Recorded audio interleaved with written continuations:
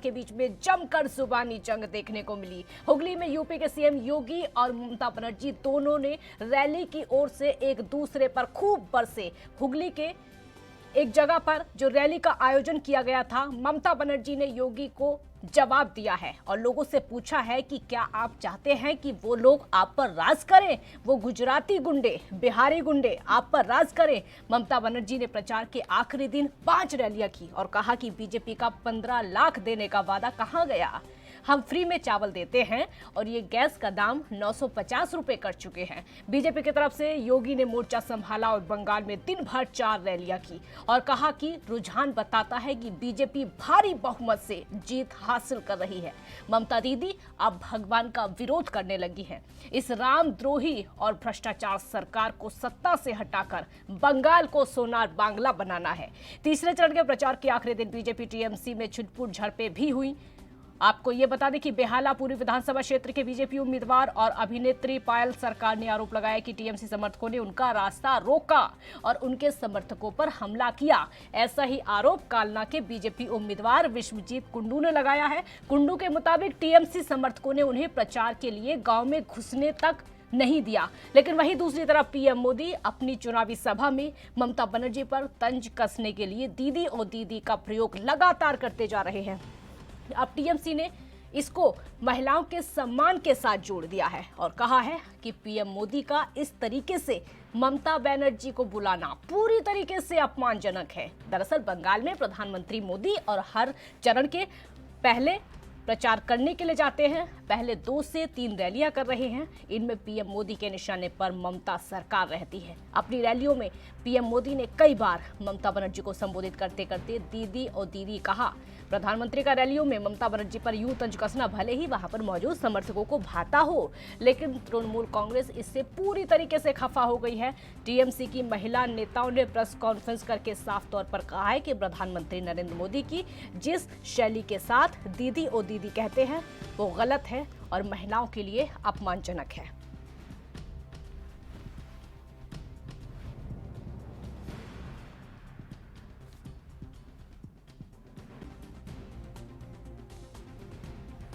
तो बंगाल सरकार में मंत्री शशि पांजा ने कहा कि एक प्रधानमंत्री से ऐसी उम्मीद नहीं की जा सकती। वो जिस टोन में बात कर रहे हैं वो एक मुख्यमंत्री बंगाल की महिलाओं के लिए सही नहीं है। उनके अलावा टीएमसी सांसद महुआ मोइत्रा ने पीएम मोदी द्वारा इस्तेमाल किए गए शब्दों को सड़क छाप भाषा करार दिया है। तो वहीं डेरेक ओब्रायन ने भी उनको पूरी तरीके से घेरा हुआ है। तो बंगाल में तीसरे चरण की वोटिंग कल होनी है, यानी तीसरे चरण का जो प्रचार है वो थम चुका है। अब सिर्फ और सिर्फ जुबानी जंग एक दूसरे पर देखने को मिल रही है। सबसे हॉट सीट जिसको कहा जा रहा था नंदीग्राम, वहां पर इलेक्शन हो चुका है। रक्त रंजित राजनीति वहां पर खूब देखने को मिली। लेकिन अब तीसरे चरण का मतदान होना है। 8 चरणों में पश्चिम बंगाल में इलेक्शन होने हैं। कल जो तीसरे चरण का वोटिंग होगी उसके लिए प्रचार खत्म हो चुका है।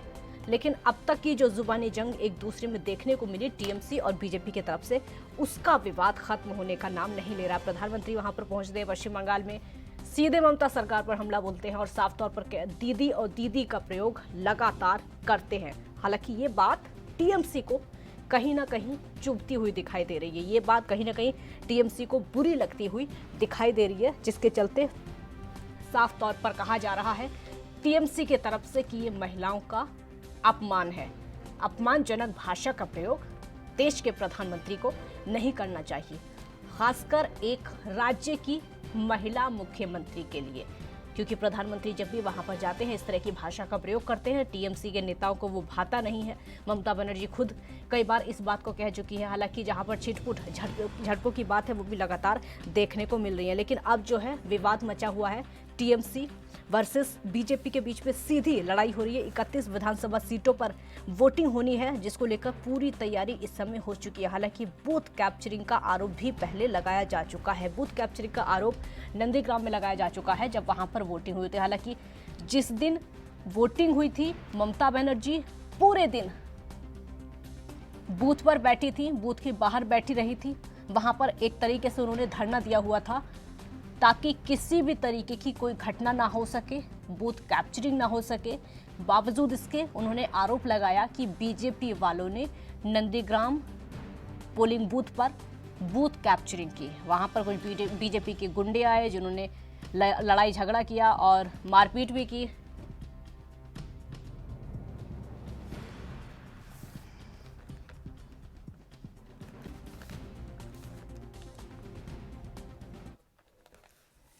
हमारे साथ डिबेट में शामिल होने के लिए संजय चक्रवर्ती, टीएमसी प्रवक्ता, इस समय जुड़ चुके हैं। संजय जी, बहुत स्वागत है आपका। जी नमस्कार। संजय जी, लगातार प्रधानमंत्री जाते हैं पश्चिम बंगाल में, दीदी ओ दीदी कहकर पुकारते हैं ममता बनर्जी को, लेकिन टीएमसी को ये बात बुरी लग रही है। इसके पीछे की वजह क्या है? वो प्रधानमंत्री कब वहाँ पे भाजपा के नेता के रूप में जाते हैं, आपको तो अच्छी तरीके से याद होगा। मैंने इतिहास से, मैंने आज तक जितनी भी प्रधानमंत्री को देखा है, कभी भी किसी भी राज्य के इलेक्शन में प्रधानमंत्री कभी नहीं गए। चाहे वो अटल बिहारी वाजपेयी हो, चाहे मनमोहन सिंह जी हो, चाहे इंदिरा गांधी जी हो, राजीव गांधी जी हो, मुझे नहीं याद पड़ता मैंने अपने लाइफ में कभी किसी प्रधानमंत्री को जो है इस तरीके से मीटिंग करते हुए देखा है। ये पहले प्रधानमंत्री हैं जो राज्य की मीटिंग्स में जाते हैं और अपना जो है स्टेटमेंट देते हैं, और जिस तरीके से स्टेटमेंट, जिस तरह के भाषा का इस्तेमाल करते हैं, क्योंकि डेवलपमेंट का कोई भाषा होता नहीं है इनका, ठीक है ना। डेवलपमेंट का कुछ नहीं रहता। ये नहीं बताते कि महंगाई कैसे कम करेंगे, ये कभी ये नहीं बताते हैं कि बेरोजगारी कैसे कम करेंगे, कभी ये नहीं बताते हैं कि वो जो 15 लाख रुपए देने वाले थे उसका क्या हुआ, कभी नहीं बताएंगे कि जो है इस तरह पेट्रोल के दाम बढ़ गए हैं उसका क्या हुआ, कभी नहीं बताते हैं कि जो सारी संपत्तियां बेचे दे रहे हैं सरकारी संपत्ति, वो उसका क्या होगा। तो ये सब चीजें तो वो कभी बताते नहीं है। वो सिंपल वे से केवल और केवल पर्सनल टारगेट करना किसी भी महिला के लिए हो, वो अपमानजनक है। ये आप भी समझिए, आप भी एक महिला हैं, और महिलाओं का सम्मान सबसे बड़ी चीज होती है, क्योंकि हम इस धरती पे आते हैं तो हमारी माँ एक सबसे पहले महिला होती है। तो महिलाओं का अपमान जिस तरीके से भाजपा ने किया है, चाहे वो प्रधानमंत्री जी हो, और चाहे जो है आपने देखा होगा कि इनके प्रदेश अध्यक्ष जी बरमूडा की बात करते हैं। क्यों भाई आप बरमूडा क्यों, आप क्या किसी के रहन सहन में घुस जाएंगे? आपने देखा होगा उत्तरांचल के मुख्यमंत्री फटी हुई जीन्स के बारे में बात करते हैं। मतलब ये मानसिक दिवालियापन है एक तरीके से, कि जो आप इस तरीके से भाषा महिलाओं के लिए इस्तेमाल कर रहे हैं। ये अभद्र भाषा नहीं करनी चाहिए, भाषा की मर्यादा रखनी है, क्योंकि आप पॉलिटिकल है, आप किसी के पर्सनलाइज में आपको घुसना नहीं चाहिए। आप पॉलिटिकल वे से विरोध करिए, हम भी विरोध करते हैं, लेकिन हम कभी किसी का पर्सनल वे पे हम नहीं जाते हैं। तो आप पर्सनल वे पे आप बात करिए, आप पॉलिटिकल वे पे बात करिए, पर्सनल वे पे जाने का कोई मतलब नहीं होता है। तो आपने क्या किया आप बताइए, लोगों को बताइए आप क्या कर, ये बताइए। आप कहते हैं सोनार बांग्ला बना देंगे, आप सोना बना देंगे। आप पहले तो ये बताइए कि देश को कितना सोने का बना दिया है। आप केवल जुमलेबाजी करते हैं, सिर्फ जुमला छोड़ते रहते हैं।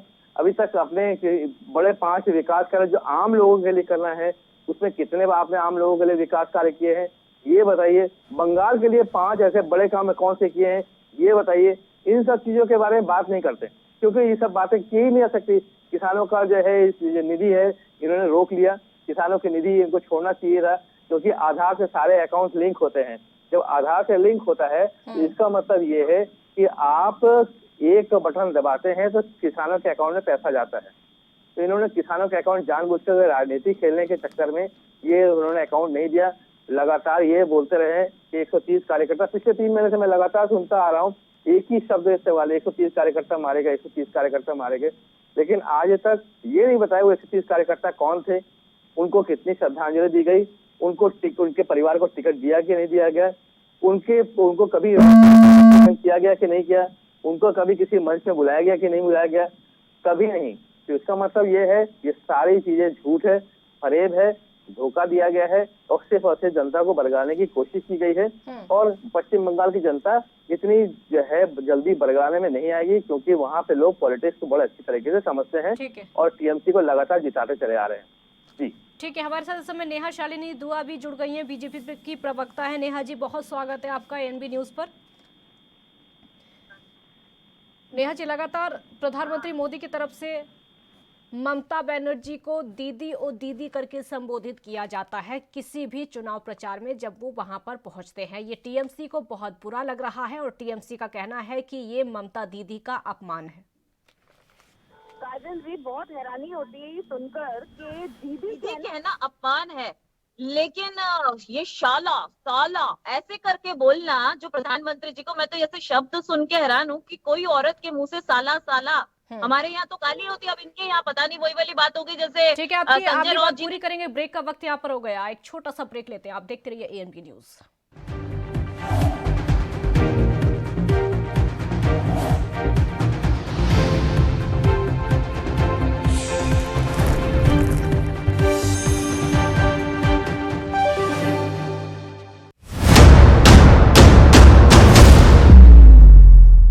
हक की बात दोपहर 12 बजे सिर्फ एएनबी न्यूज पर।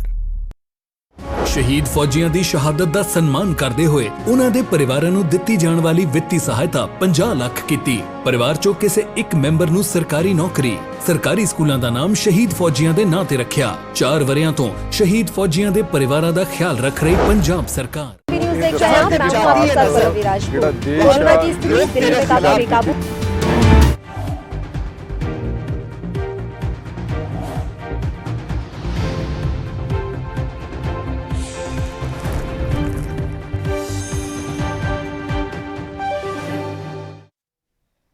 ब्रेक के बाद एक बार फिर स्वागत है आपका। नेहा जी अपनी बात पूरी करिए पहले, उसके बाद आगे बढ़ते हैं।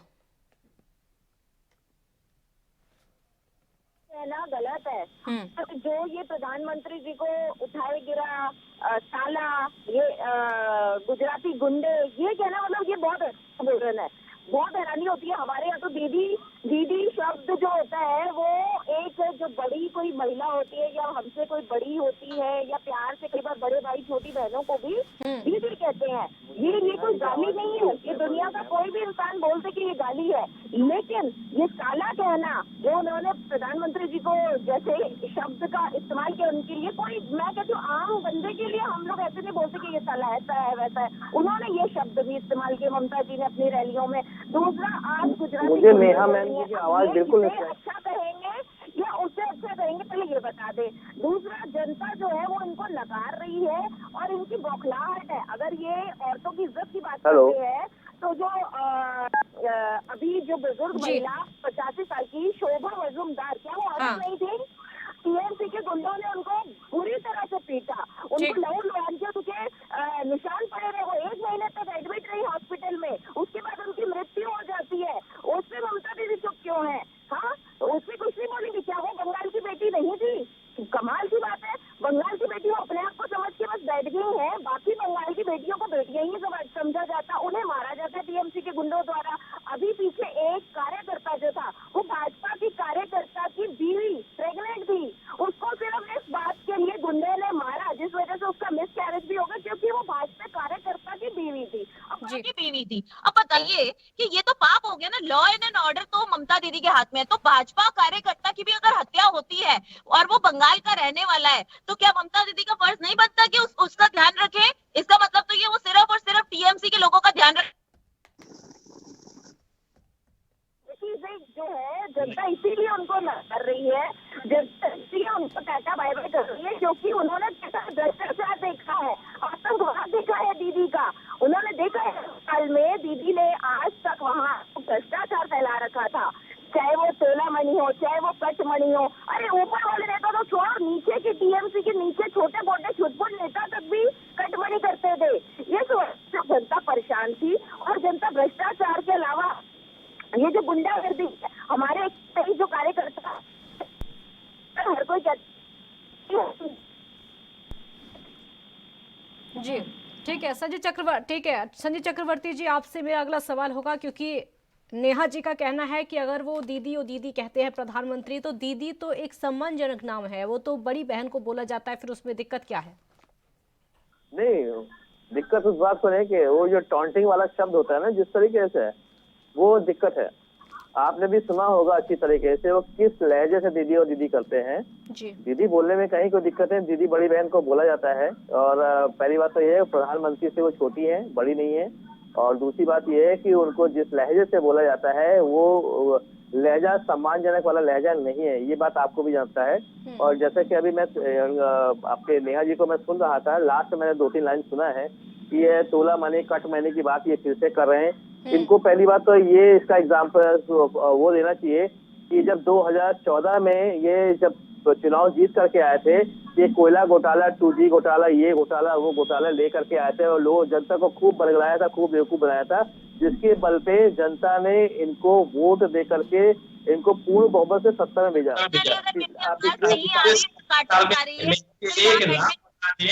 जिनको कोयला घोटाले में, 2G घोटाले में उनको जेल हुई है, एक नाम बता दीजिए बस।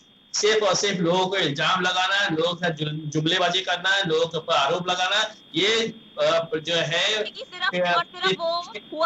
पार्टी है, ये बहुत बड़ी जुमलेबाज पार्टी है, सिर्फ और सिर्फ आरोप लगाती है और निकल पड़ती है। आपको अच्छी तरीके से याद होगा कि अभी कर्नाटक का चुनाव जब पहले हुआ था, उन्होंने सिद्धारमैया का नाम सीधा मेरे घर में रमैया करके नाम रखा होता, सीधा रमैया करके प्रधानमंत्री जी बोला करते थे। जैसे ही चुनाव खत्म हो गया, सिद्धारमैया किनारे हो गए, वहां पे सरकार इन्होंने अपनी खुद की बना ली और अभी तक उस आपके बारे में जो भ्रष्टाचार का बड़ा बड़ा आरोप लगा रखा था, उस आरोप का कहीं कोई अता पता तक नहीं है, किसी भी तरीके से नहीं है। इनका सिर्फ और सिर्फ पहला एक टारगेट होता है कि पहले भ्रष्टाचार का आरोप लगाओ, फिर उसके बाद जो है ये कट मनी, तोला मनी जैसे वर्डों का, नए नए शब्दों का इस्तेमाल करो। हर राज्य में एक नए नए शब्द इस्तेमाल करते हैं और उसके बाद आखिर में चरित्र हरण करना शुरू करो। जो अभी आपने देखा होगा कि अभिजीत बनर्जी को बस CBI का छापा पड़ा, क्या मिला उनके यहाँ से? अगर ये आरोप लगा रहे हैं तो उनको मिला क्या वहां पे? एक आरोप बता दे जो सिद्ध कर दे, क्योंकि CBI को तो आपको पता है वो सरकारी तोता बोला जाता है उनको। तो ये सारी चीजें बहुत बड़ी चीज नहीं, कोई बहुत बड़ी बात नहीं, जनता सब समझती है, समझदार है और उसी हिसाब से जनता अपने वोट दे रही है। और मैं आपको फिर बता दूं, 200 हम लोग पहले 200 से कम सोच रहे थे, अब लगता है कि हम 200 से ज्यादा सीट लेकर के आने वाले हैं। ब्रेक पर जाना होगा, ब्रेक का वक्त होगा, आप देखते रहिए ANP न्यूज।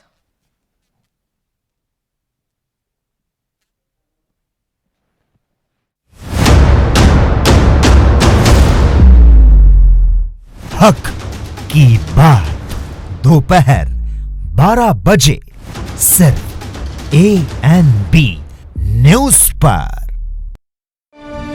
41,000 ਤੋਂ ਵੱਧ ਪਰਚੇ ਦਰਜ ਕਰਕੇ 1793 ਕਿਲੋ ਹੈਰੋਇਨ ਜ਼ਬਤ ਕੀਤੀ। 52,517 ਨਸ਼ਿਆਂ ਦੇ ਤਸਕਰਾਂ ਨੂੰ ਗ੍ਰਿਫਤਾਰ ਕੀਤਾ। ਨਸ਼ਿਆਂ ਦਾ ਲੱਕ ਤੋੜਨ ਵਾਲੀ ਪੰਜਾਬ सरकार। न्यूज़ देख रहे हैं आप, मैं हूं आपके साथ रवि राजपूत। कोरोना की स्थिति दिल्ली में काफी बेकाबू। खबरनामा, खबर से असर तक, शाम 5 बजे सिर्फ ANP न्यूज पर।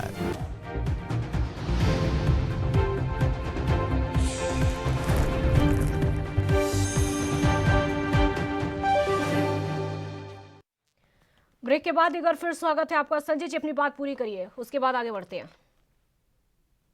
अभी ये जो धर्म के नाम पे वोट मांग रहे हैं, राम के नाम पे वोट मांग रहे हैं, राम राज्य बोल चुके हैं और मेरी आवाज पहले भी कट गई थी और मैं उनको यही बात का जवाब देने लगी हूँ कि अगर ममता दीदी ने आज तक कुछ विकास किया बंगाल में तो सिर्फ अभिषेक बनर्जी का विकास किया है, किया है, बाकी जनता का कोई विकास नहीं किया।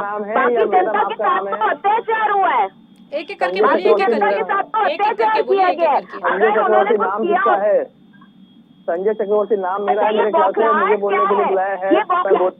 बार बार निर्वाचन आयोग को कहना कि वो सही काम नहीं कर रहे हैं, बार कहना पुलिस सही काम नहीं कर रही, बार बार ये कहना EC इनके अंडर में है, सारा कुछ हमारे अंडर में है। और अगर गलती से फिर आप जीत जाते हो तो आपको तो फिर बाहर कर देना चाहिए, फिर तो दोबारा इलेक्शन होने चाहिए। आप इलेक्शन कमीशन कितना बढ़िया काम कर रहा है, कमीशन गलत है, इलेक्शन कमीशन गलत है और पुलिस गलत है, आर्मी गलत है, एयरफोर्स गलत है, EVM बरामद हुआ, आपको पता होगा।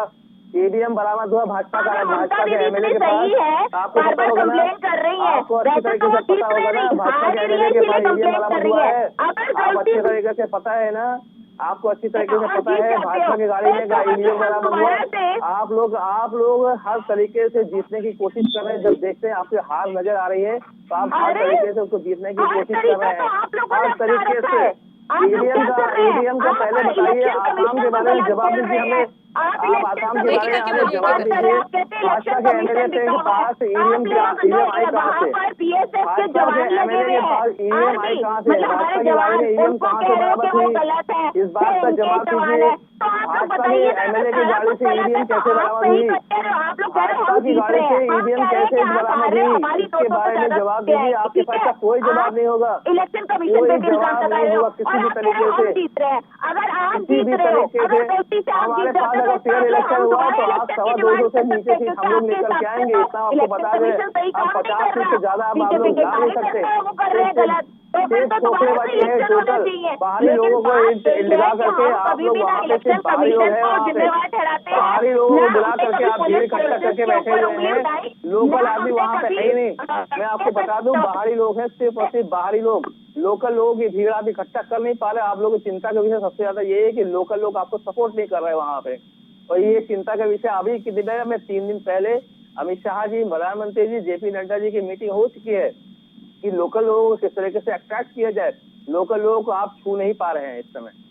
संजय चक्रवर्ती जी, आपको कैसे, संजय चक्रवर्ती जी, ये बात आपको कैसे पता चल रही कि लोकल लोग बीजेपी को सपोर्ट नहीं कर पा रहे? ये बात आप कैसे समझ पा रहे हैं? मैं जानता हूँ लोकल लोग सपोर्ट नहीं कर रहे हैं। बाहरी लोग कम से कम 3 से 4 लाख लोग जो है पूरे देश से बंगालियों को बुलाया गया है। मैं ये इसलिए दावे के साथ कह सकता हूँ क्योंकि 6 महीने पहले मुझे भी संपर्क किया गया था, है ना। तो ये मैं दावे के साथ कह सकता हूँ कि इसी तरीके से जैसे ममता जी इल्जाम लगा रही, तो वो इल्जाम नहीं लगा रही है, वो हकीकत बता रही है। क्योंकि हर एक इंसान को पता है कि कौन लोकल है, कौन बाहरी है। तो बाहरी लोगों को वहां पे बुलाया गया है भीड़ इकट्ठा करने के लिए, वोट देने के लिए नहीं बोला हूँ मैं। भीड़ इकट्ठा, रैलियों में भीड़ इकट्ठा करने के लिए बुलाया गया कि हाँ लगे कि हाँ बहुत ज्यादा भीड़ है। करोड़ों करोड़ों रुपया खर्चा किया जा रहा है। रथ यात्रा में हो चाहे बड़ी बड़ी रैलियों में, आप देख रहे हैं कि लंबे लंबे रैलियां और सब किया जा रहा है। करोड़ों रुपए जनता का पैसा पानी की तरह बहाया जा रहा है। इस चुनाव में आपने देखा होगा कि प्रधानमंत्री जी लगातार कंटिन्यू जो है रैलियां कर रहे हैं, बड़ी बड़ी रैलियां कर रहे हैं। ये जनता की गाड़ी कमाई से किया जा रहा है। इसको चुनाव आयोग को इसका लिए जो है सवाल करना चाहिए कि पार्टी इतना पैसा कैसे खर्चा कर रही है। दावे के साथ आप कह रहे हैं संजय चक्रवर्ती जी, अगर दावे के साथ आप क्या देते हैं तो फिर ऐसे तो जेपी नड्डा भी कह देते हैं कि ममता बनर्जी दूसरी सीट से चुनाव लड़ेंगे, ये भी उनको पता चल रहा है, वो भी दावे के साथ बोलते हैं कि टीएमसी वाले उनको ये बात बता रहे हैं। अब दावे तो सभी कर लेते हैं, फिर मैंने क्लियर हो जाएगा ना कौन कितना दावा सही कर रहा है, इसी महीने क्लियर हो जाएगा। अभी तो मैंने कहा ना हाथ कंगन को आरती क्या, पढ़े लिखे को फांसी क्या, आगे क्लियर हो जाएगा कौन कितना झूठा है कौन कितना सच्चा है। हम झूठ बोल रहे हैं कि हम जो है बीजेपी वाले झूठ बोले। बीजेपी तो मतलब जो है उनकी तो एक शुरू से रही है झूठ बोलने वाली पार्टी। तो हम लोग तो भाई झूठ नहीं बोलते, हम लोग जो बोलते हैं एकदम सच बात बोलते हैं। नेहा जी आवाज सुन पा रही हैं आप? लगता है वो आवाज नहीं सुन पा रही। आप अपनी बात पूरी करिए। संजय जी बोलिए। थोड़ी देर फोन कर रहा हूँ। संजय जी, मैं अगला सवाल मेरा आपसे होगा क्योंकि लगातार खुद बीजेपी वाले कह रहे हैं कि जिस तरीके के आरोप लगातार लगाए जा रहे हैं और खुद टीएमसी वाले कहते हैं कि ये जो भाषा है अपमानजनक है, इस भाषा का प्रयोग नहीं करना चाहिए, और प्रधानमंत्री खुद वहां पर जाते हैं। और दूसरी बात फिर वो वाली उठा लेते हैं कि वहां पर उनको प्रचार के लिए नहीं जाना चाहिए। अब बीजेपी वाले बोलते हैं ये तो सम्मानजनक बात है, दीदी अगर शब्द बोला जाता है तो इसमें कोई गलती नहीं है, ये सिर्फ तूल बनाना चाहते हैं टीएमसी वाले, ये बीजेपी का कहना है। संजय चक्रवर्ती, वो किस तरीके से दीदी और दीदी दीदी और दीदी जैसे बोलते हैं, ठीक है ना।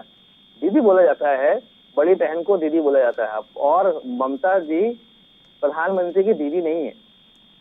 मैं पहले बता दूं, प्रधानमंत्री 70 क्रॉस कर चुके हैं और ममता दीदी अभी 70 में नहीं पहुंची है। दीदी तो फिर उनको पूरा देश कहता है ना। अब कोई छोटा हो या बड़ा हो, वो उनको तो बोलता है लगभग पूरा देश। एक मिनट लगभग उनको तो पूरा देश इसी नाम से संबोधित करता है। ममता एक उनका नाम है ना, ममता दीदी, हाँ। ठीक है ना। राजनीति में कोई जो है सगा इतना नहीं है कि उनको जो है दीदी दीदी कहकर बुलाया जाए। दीदी कहेंगे तो वो मेरी बहन चली आएगी भाग करके, ठीक है। हम ममता दीदी बोलते हैं, दीदी केवल नहीं बोलते हैं। तो उनको अगर ममता दीदी बोलेंगे तो किसी को बुरा नहीं लगेगा।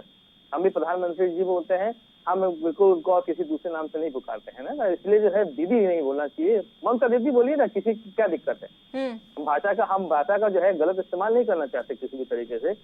केवल किसी का हमने अभी बोला, जैसे कि आपने देखा होगा दिलीप घोष जी ने किस तरीके से बोला था बरमूडा पहनने के लिए, ठीक है ना।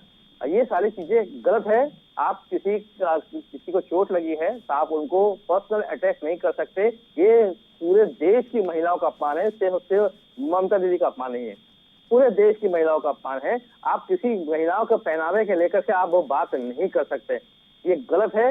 ये भाषा की सभ्यता होनी चाहिए और सभ्यता का जो उल्लंघन करेगा उसका हक नहीं, पूरा देश इसका विरोध करेगा। ये बात आपको अच्छे तरीके से पता है, आप महिला हैं, इसलिए मैं आपसे बोल रहा हूँ कि भाषा का इस्तेमाल सही करना चाहिए। आप भ्रष्टाचार के बारे में बात करो, आप विकास के बारे में बात करो, क्या हुआ है, क्या करेंगे आप लोग, आप इसके बारे में बात करो। आप क्या करना चाहते हैं इसके बारे में बात करो, ठीक है ना। जो आप हकीकत में करना चाहते हैं वो बताओ। केवल झाड़ में मत चढ़ाओ कि हम ये करेंगे, हम वो करेंगे, हम सोनार का बांग्ला बना देंगे। अरे सोनार बांग्ला बनाते 7 साल में पहले पूरे देश में कहाँ कहाँ सोने का बनाया, पहले ये तो बताएं, ये तो एग्जाम्पल दें। अभी तक 100 सिटी का वादा किया था, 100 स्मार्ट सिटी में से एक स्मार्ट सिटी बनाया तो बता दिए। मजेदार बात यह है कि 2014 में प्रधानमंत्री जी के आह्वान पे इनके 282 सांसदों ने एक गांव गोद में लिया था। क्या दोबारा कोई गांव गोद में लिया? कभी उसके बारे में बातचीत की? उन गांव का क्या हुआ, कुछ बताया? सिर्फ और सिर्फ ढकोसलेबाजी और सिर्फ लोगों को दिखाने के लिए हम ये कर रहे हैं, वो कर रहे हैं। वो कहाँ चलेगा 282 गाँव? ठीक है, आपको रोकूंगी। गृह मंत्री अमित शाह नक्सली हमले को लेकर प्रेस कॉन्फ्रेंस करे, सीधे आपको तस्वीरें दिखाते हैं। और इस दुर्भाग्यपूर्ण ने इसको और आगे बढ़ाने का काम किया है। हम 2 मकाम और आगे बढ़े। आज छत्तीसगढ़ शासन के मुख्यमंत्री बघेल जी के साथ सभी फोर्स के अफसरों के साथ अभी रिव्यू मीटिंग भी की और रिव्यू मीटिंग के अंदर ये लड़ाई किसी भी तरह से कम न हो, ये सुझाव अफसरों की ओर से ही आया, जो बताता है कि हमारे जवानों का मॉरल अभी भी इंटैक्ट है और आगे बढ़ा है। और मैं देश को विश्वास दिलाना चाहता हूं कि लड़ाई रुकेगी नहीं और गति के साथ आगे बढ़ेगी और इसको हम अंजाम तक ले जाएंगे। ये लड़ाई में अंत में नक्सलवादियों के खिलाफ हमारी विजय निश्चित है। विगत 5-6 सालों के अंदर छत्तीसगढ़ के अंदर जितने भी कैंप अंदर तक ले जाने थे उसमें काफी बड़ी मात्रा में हमें सफलता मिली है। छत्तीसगढ़ शासन और भारत सरकार ने मिलकर अंदर जाने की गति को बढ़ाया है और उसी ही जुल्लाहट में इस प्रकार के घटनाएं सामने आती हैं। विकास के मोर्चे पर भी ढेर सारे काम हुए हैं। कोरोना के कारण थोड़ी गति विगत 1 साल में मंद हुई है, मगर मैं मानता हूं कि जितने भी सुझाव ट्राइबल जनप्रतिनिधि की ओर से, मुख्यमंत्री छत्तीसगढ़ की ओर से, छत्तीसगढ़ के सांसदों की ओर से मिले हैं, वो सभी पर कार्यवाही चालू है। तो ट्राइबल एरिया के अंदर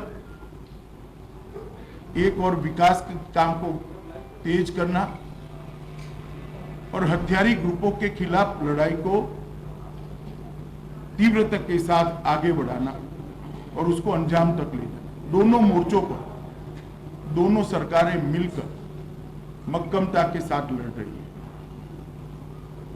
देश के प्रधानमंत्री मोदी जी ने ये पूरी लड़ाई को लॉजिकल एंड तक ले जाने के लिए भारत सरकार की प्रायोरिटी पहले से ही तय की हुई है। मैं आज छत्तीसगढ़ और भारत की जनता को विश्वास दिलाना चाहता हूं कि ये जो घटना हुई है इसके बाद ये लड़ाई और तीव्र करेंगे और ये लड़ाई को हम निश्चित रूप से विजय में परिवर्तित करेंगे। जो जवान शहीद हुए हैं उनके परिजनों को भी मैं ये बात कहना चाहता हूं कि आपके भाई ने, आपके पति ने, आपके बेटे ने जो देश के लिए सर्वोच्च बलिदान दिया है उसको देश कभी भुला नहीं सकता। मैं भारत सरकार की ओर से आपको इतना ही कहना चाहता हूं कि संकट की, दुख की इस घड़ी में पूरा देश आपके साथ खड़ा है और आपके परिजनों का जो बलिदान है वो व्यर्थ नहीं जाएगा। इन्होंने जिस उद्देश्य के लिए अपना सर्वोच्च बलिदान दिया है वो उद्देश्य को हम जरूर सिद्ध करेंगे। फिर से एक बार मैं शहीद हुए जवानों को श्रद्धांजलि देना चाहता हूं और उनका सर्वोच्च बलिदान जो है वो व्यर्थ नहीं जाएगा, इसके लिए मैं देश को विश्वास दिलाता हूं। हवाई हमला भी सर, नक्सलियों से वार्ता की कोई उम्मीद बाकी है? हमले को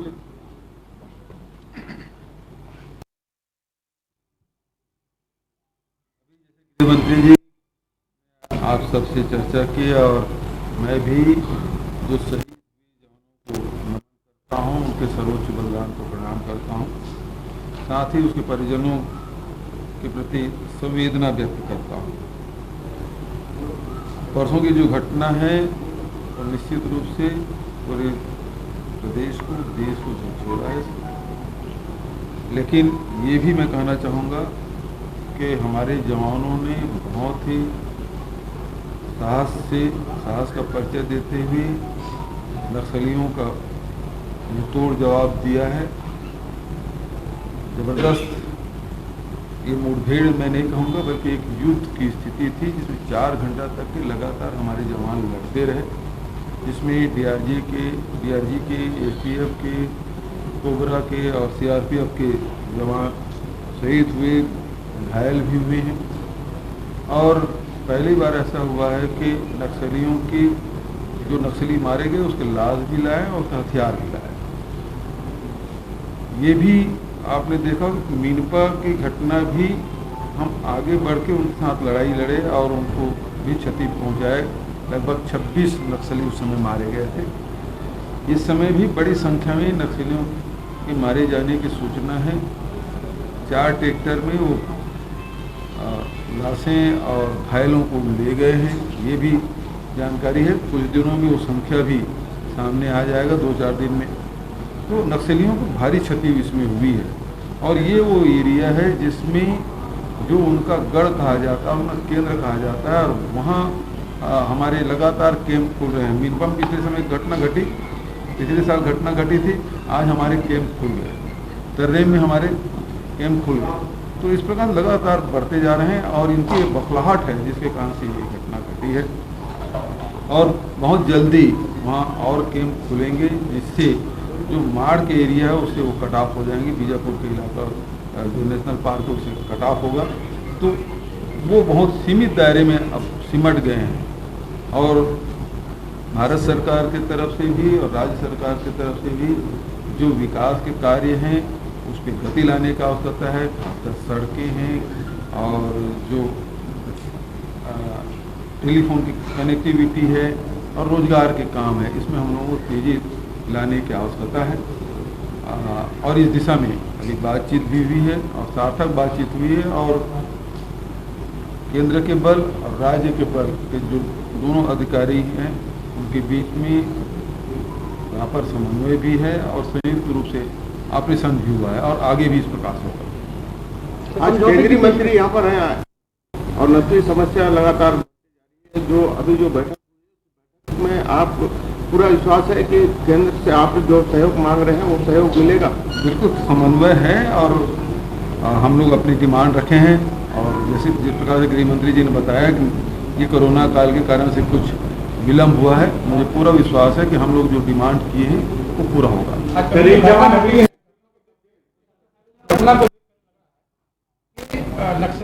मुख्य गढ़ है वहाँ तक फोर्स पहुँची है जी। ये मतलब ये देखा जाए कि घटना एक बहुत बड़ी उपलब्धि भी है। लोग मारे गए हैं, शहीद हुए हैं, अच्छी बात, मतलब बुरी बात नहीं है, लेकिन जो वास्तविकता है वो ये है कि एक ऐसा गढ़ है जहाँ पर हरमा का क्षेत्र था, वहाँ तक पुलिस तक पहुँचना अपने आप में उपलब्धि है। तो अब क्या लग रहा है कि कोई अपने को हवाई हमले की या हवाई उसकी जरूरत पड़ सकती है?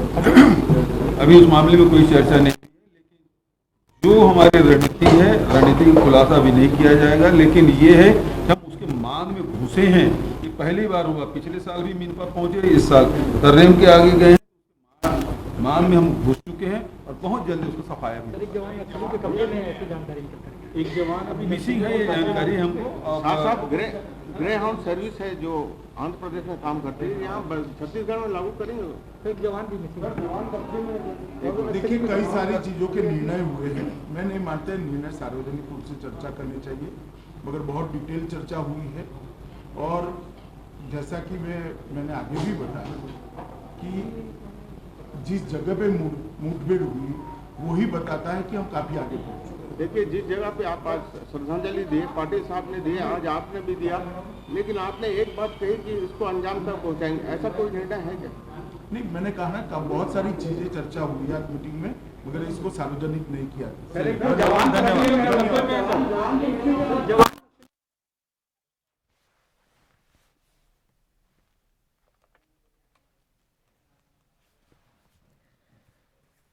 तो प्रेस कॉन्फ्रेंस आप सुन रहे थे, क्योंकि नक्सली हमले में तकरीबन 22 जवान शहीद हो गए हैं। उसको लेकर देश के गृह मंत्री अमित शाह ने प्रेस कॉन्फ्रेंस की, संवेदना व्यक्त की है उन शहीदों के प्रति और उन परिवारों के प्रति। हम मुद्दे पर वापस आते हैं, हमारे साथ गेस्ट लगातार जुड़े हुए हैं। संजय चक्रवर्ती जी, अगला सवाल भी मेरा यही होगा कि लगातार बयानबाजी चलती जा रही है। ममता बनर्जी कहती हैं कि वो गुजराती गुंडे हैं, वो बिहारी गुंडे हैं, उनको यहाँ पर राज करने मत देना। क्या मतलब इसका, समझिए।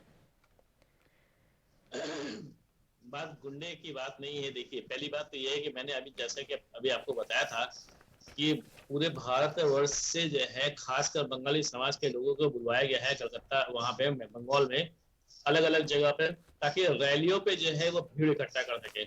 इसी पे ममता जी टारगेट कर रही है और कोई बात नहीं है। आपके पास अगर यहाँ पे बहुत अच्छी बहुमत है तो लोकल लोगों से ही आप अगर चुनाव लड़ाते हैं तो ज्यादा बेहतर था। आपको टीएमसी के कार्यकर्ताओं की जरूरत क्यों पड़ रही है? आपको कांग्रेसी कार्यकर्ताओं की भी जरूरत पड़ी है? आपको वाम दलों के लोगों की जरूरत क्यों पड़ रही है? आपके अपने लोग कितने लोग हैं? आपने उनको क्यों जो है लोगों को केवल अगर आपका इतना बड़ा संगठन, इतना अच्छा संगठन था तो अपने लोगों को ही टिकट देना चाहिए था। जो आपके साथ सालों साल से आपके साथ काम कर रहे थे, आप उनको टिकट देते।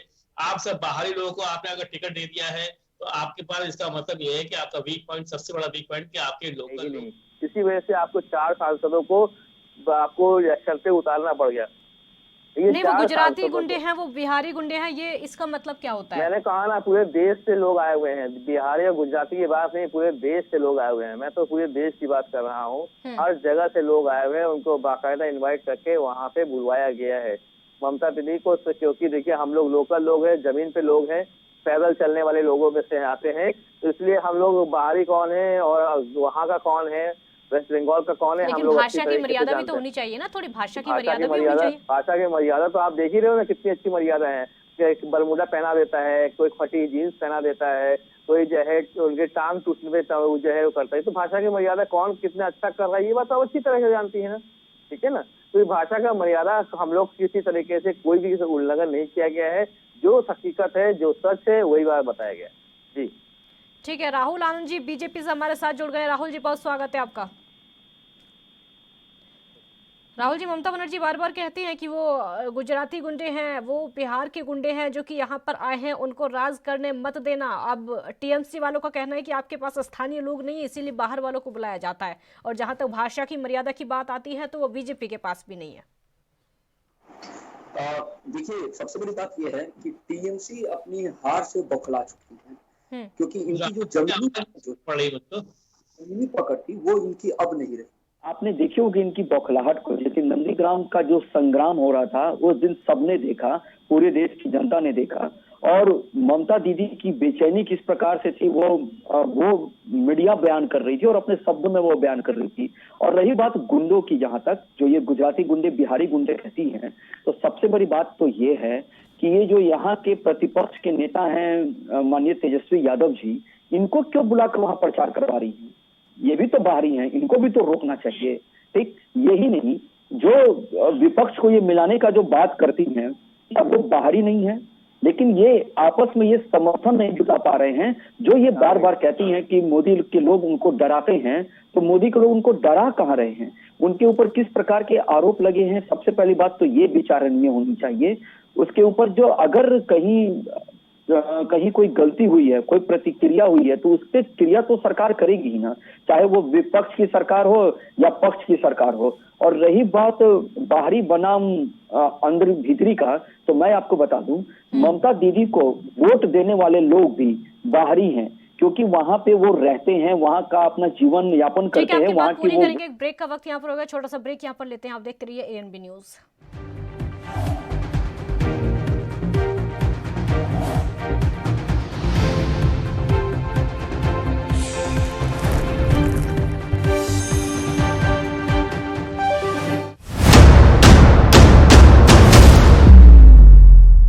हक की बात दोपहर 12 बजे सिर्फ ANB न्यूज पर। ਵਿਦਿਆਰਥੀਆਂ ਨੂੰ ਆਨਲਾਈਨ ਸਿੱਖਿਆ ਨਾਲ ਜੋੜਦੇ ਹੋਏ 12ਵੀਂ ਦੇ ਵਿਦਿਆਰਥੀਆਂ ਨੂੰ ਦਿੱਤੇ 1,75,443 ਸਮਾਰਟਫੋਨ। 4 ਵਰਿਆਂ ਤੋਂ ਵਿਦਿਆਰਥੀਆਂ ਦੀ ਪੜ੍ਹਾਈ ਦਾ ਪੱਧਰ ਉੱਚਾ ਚੁੱਕ ਰਹੀ ਪੰਜਾਬ ਸਰਕਾਰ। न्यूज़ देख रहे हैं आप, मैं हूं आपके साथ पल्लवी राजपूत। कोरोना की स्थिति दिल्ली में काफी बेकाबू।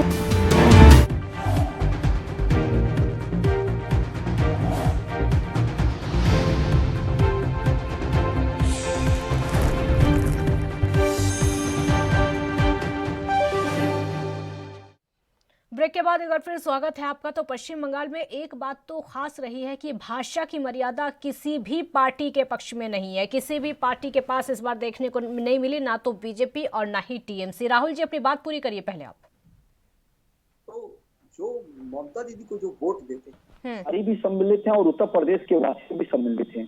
अगर वो इस प्रकार का कटाक्ष करेंगी तो ये लोकतंत्र में जो भी है, जो जिसको भी वोट देते हैं, तो क्या उनकी मर्यादा को और उनकी अंतरात्मा को ठेस नहीं पहुंचेगा? जो इस प्रकार की बातों का अगर वो वर्णन करती है तो ममता दीदी को इन सभी बातों से बचना चाहिए। और रही बात, अगर आपने वहां पे विकास किया है तो फिर इतनी बेचैनी किस लिए है? और यही तक जो दीदी ने जो खत लिखा था जिसमें सारे लोगों को उन्होंने यूनाइट करने की बात कही थी, तो उस दीदी को कोई नेता मानने को तैयार ही नहीं हो रहा है। और विपक्ष हमारे सामने ऐसा कोई ऐसी तर्क शक्ति वाली कोई बात रखता नहीं है जिससे जनता उन पे भरोसा कर सके, क्योंकि विपक्ष खुद गुमराह है। और दूसरी एक सबसे बड़ी बात यह है कि शब्दों का जो चयन होता है वो भी सही होना चाहिए। ये गुंडे कहकर बिहार के लोगों को वो गुंडा दिखाने का प्रयास करे, उत्तर प्रदेश के लोगों को, तो आपको लगता है कि वो लोकतंत्र में ये सुशोभित है? चलो, आपकी पार्टी से, आपको नेता से समस्या आ सकती है, लेकिन आप वहां की जनता को भी तो एक तरफ से गुंडा कह के प्रदर्शित करें, जबकि सबसे ज्यादा गुंडागर्दी तो TMC के लोग करते हैं वेस्ट बंगाल के अंदर। और आपने देखा होगा, ये मैं नहीं, ये पूरा देश बोलता है, यहाँ तक कि गूगल पे भी अगर आप जब सर्च करेंगे तो आपको निकल के आएगा कि सबसे ज्यादा राजनीतिक रंजिश में कहीं कोई हत्या हुई है पूरे देश में तो वो वेस्ट बंगाल है। तो अब चुनाव का समय, उन्होंने चुनाव आयोग को भी घेरा था। ठीक है, बौखलाहट संजय चक्रवर्ती जी, बौखलाहट TMC में है जिसकी वजह से ये देखने को मिल रहा है। मुझे राहुल जी अच्छा बोलते हैं, अच्छा लग रहा है मुझे। ठीक है कि आप जैसा बोल रहे हैं, पहले तो जमीनी नहीं, अच्छा तो आप भी बोल लेते हैं, अच्छा आप भी बोल लेते हैं, लगभग सभी प्रवक्ता अच्छा ही बोल लेते हैं, अपनी पार्टी का पक्ष तो सभी अच्छा रख लेते हैं। इसलिए मैं पार्टी का पक्ष की बात कर रहा हूँ जी, कि पहले बोलने से पहले पूरी तरीके से अच्छी तरीके से रीड करके आइएगा, क्योंकि आप ही के जो नेता हैं, बड़े से बड़े नेता हैं, वो पिछले 3 महीने से एक ढंडोरा पीटे हैं 130 कार्यकर्ता। एक तरह से कहते ना कि हम लोग बंगला में बोलते हैं भद्र लोग के एक्टा कथा, मतलब भद्रजन का एक ही बात। 130 कार्यकर्ता 3 महीने पहले था और 130 कार्यकर्ता आज भी है। मतलब एक कार्यकर्ता, इसका मतलब उसके बाद कोई बड़ा नहीं। इसका मतलब क्या है, एक पत्थर की लकीर बन गई है 130 कार्यकर्ता, सबको बोलना है, क्योंकि वो प्रधानमंत्री जी ने बोला है, अमित शाह ने बोला, तो सारे लोगों को वही बात बोलनी है, 130 कार्यकर्ता। मतलब इसका मतलब यह है कि पिछले 3 महीने से कोई आपसी रंजिश नहीं हुई, किसी भाजपा कार्यकर्ता की हत्या नहीं हुई। क्लियर हो गया इससे। फिर मैं फिर इनसे एक बात सवाल का इसको पूछता हूँ कि अगर 130 कार्यकर्ता मारे गए तो आप लोगों ने उन कार्यकर्ताओं के परिवार के सम्मान के लिए किया क्या? आपने कोई ऐसा काम किया जिसको परिवार सम्मानित महसूस करे? आपने कभी किसी पारिवारिक कार्यकर्ता को जो है टिकट दिया? किसी को नहीं टिकट दिया। आपने किसी को अपने मंच में बुलाया, सम्मानित किया? नहीं किया। आपने किसी को बुला करके आपने रथ यात्रा में बैठाला? नहीं बैठाला।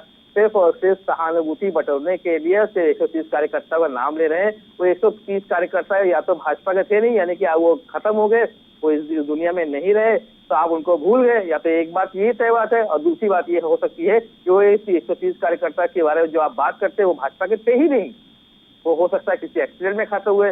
आप लोग तो कोई सुसाइड करता है तो भी उसको टीएमसी में मार देते हैं। अतः हद होती है, जो तो दोस्त नंदो को जो कुछ भी होगा वो टीएमसी कर रही है। कश्मीर से कन्याकुमारी तक जो कुछ भी होगा टीएमसी कर रहा है। जो भी शहादत होती है वो टीएमसी करवा रही है। कहीं आसाम में कुछ हो गया तो टीएमसी करवा रहा है। अब कहीं अभी ये बात ना कह दे कि अभी जो 3 दिन पहले जो ईवीएम का जो भाजपा के एमएलए लेकर के ईवीएम लेकर के भाग रहे थे वो भी टीएमसी के नहीं करवा रहा होगा, ये भी आप कह सकते हैं। आप कुछ भी कह सकते हैं भाई, आपका जो है केंद्र सरकार है, आप कोई भी ढंढोरा पीट सकते हैं। आपके पास तो पूरा सेंट्रल फोर्सेस है, आपके पास सीबीआई है, आपके पास एनआई है, आपके पास तो सारी जो है ताकतें हैं। आप किसी का भी चरित्र हरण कर सकते हैं। आपको सब पता है संजय चक्रवर्ती जी, आपको सब पता है कि सब कुछ बीजेपी के पास है। बिल्कुल ताकत है, सेंट्रल गवर्नमेंट है तो सारा ताकत है। अभी देखिए कुछ दिन पहले रोहिंग्या की बातें कर रहे थे, तो रोहिंग्या इस देश में आए कहाँ से? सबसे बड़ा सवाल है रोहिंग्या इस देश में आए कहाँ से? ये तो सेंट्रल गवर्नमेंट की फेलियर है ना, राज्य सरकार की फेलियर थोड़ी ना। राज्य सरकार थोड़ी ना उनको लेने गई थी, वहाँ पे हेलीकॉप्टर भेजा था कि आओ रोहिंग्या मेरे साथ आ जाओ। ये तो सेंट्रल गवर्नमेंट की फेलियर, अपनी फेलियर नहीं बताएंगे कभी भी कि हाँ हमारी फेलियर है कि घुसपैठिए बाहर से अंदर आ गए। तो आ गया तो कहीं ना कहीं तो है रोहिंग्या। तो आप अगर बात करते हैं तो वो दिल्ली में भी है, वो यूपी में भी है, वो हर जगह पे है। अब वेस्ट बंगाल की बात क्यों? क्योंकि वहाँ पे चुनाव है। आसाम में बात करोगे वहाँ पे चुनाव है। जहाँ पे चुनाव होता है वहाँ पे ढोल पीटते रहते हैं कि ये डंडोरा पीटते हैं कि यहाँ पे चुनाव है, और यहाँ पे इसके बारे में बात करो, दूसरे राज्य के बारे में बात नहीं करते। ठीक है, राहुल गांधी जी आपका जवाब दे रहे, बोलिए।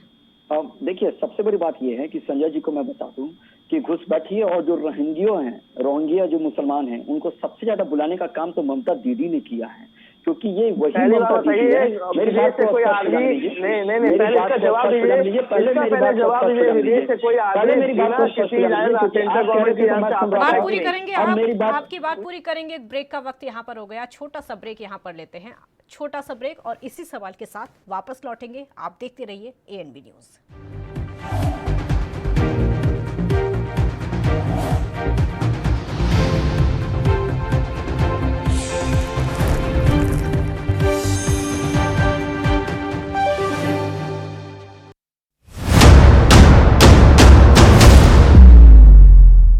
हक की बात दोपहर 12 बजे सिर्फ ANB न्यूज पर। 68,000 ਹੈਪੇਟਾਈਟਸ C ਦੇ ਮਰੀਜ਼ਾਂ ਨੂੰ 73 ਕਰੋੜ ਰੁਪਏ ਦੀ ਮੁਫਤ ਦਵਾਈ ਦੇਣ ਵਾਲਾ ਭਾਰਤ ਦਾ ਪਹਿਲਾ ਸੂਬਾ ਬਣਿਆ ਪੰਜਾਬ। 4 ਵਰਿਆਂ ਤੋਂ ਮੁਫਤ ਸਿਹਤ ਸੇਵਾਵਾਂ ਪ੍ਰਦਾਨ ਕਰਦੀ ਪੰਜਾਬ ਸਰਕਾਰ। न्यूज़ देख रहे हैं आप, मैं हूं आपके साथ रवि राजपूत। कोरोना की स्थिति दिल्ली में काफी बेकाबू।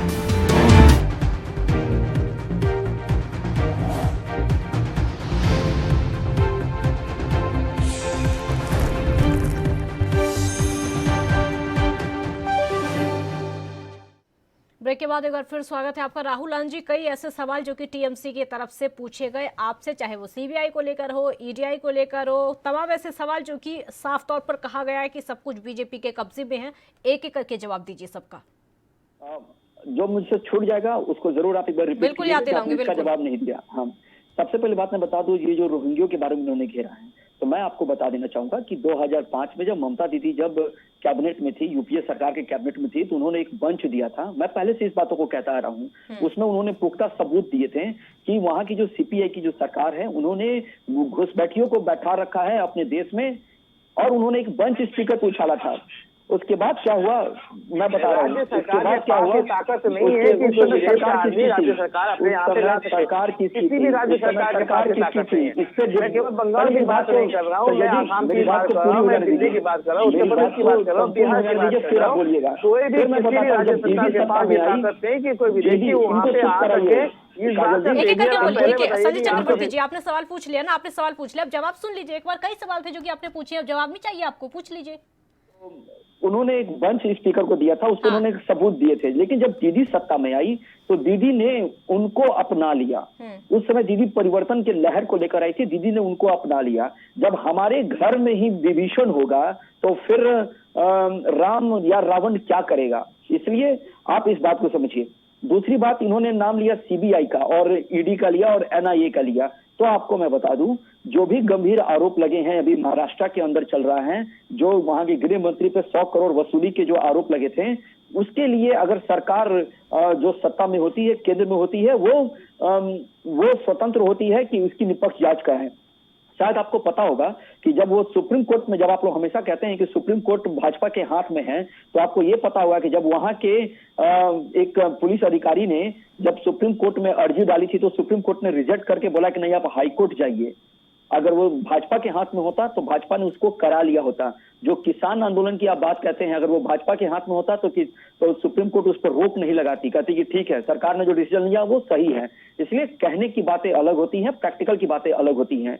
अब मैं आपको बताता हूं, आपने जो कहा कि कश्मीर से कन्याकुमारी तक की जो बात आपने कही, तो आपकी सरकार सिर्फ और सिर्फ वेस्ट बंगाल में है, तो आप वेस्ट बंगाल में जरूर प्रभावी ढंग से अपने कार्य को कर रहे हैं। अगर आपने केंद्र की बात को मानी होती तो जो किसान सम्मान निधि जो दी जाती है, वो आज तक आपने क्यों नहीं दी?